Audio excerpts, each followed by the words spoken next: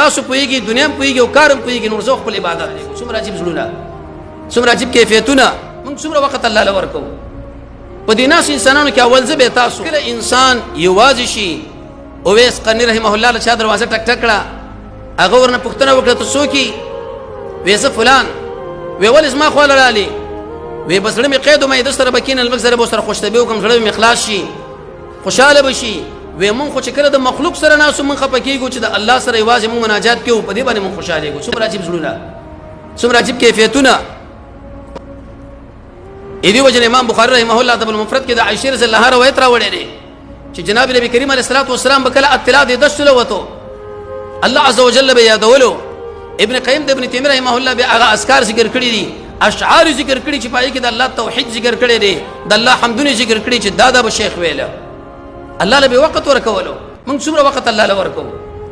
په دې ناس انسانانو کې اول زه به تاسو ایا د سار منځنه څومره وخت ورکې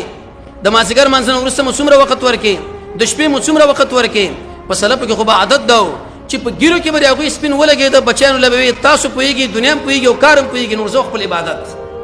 موږ چې څومره بډاګان کې کوم رخله لګو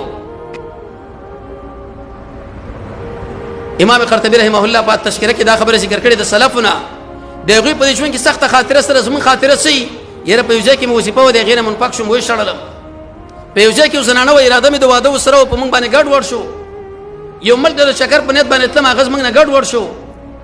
لیکن هغه به ویلي چې زمونږ په دې ژوند کې سخت خاطره دارا چې کله سبا مولا اذان کوي وجه دارا د شپې د رب العالمین بندگی کو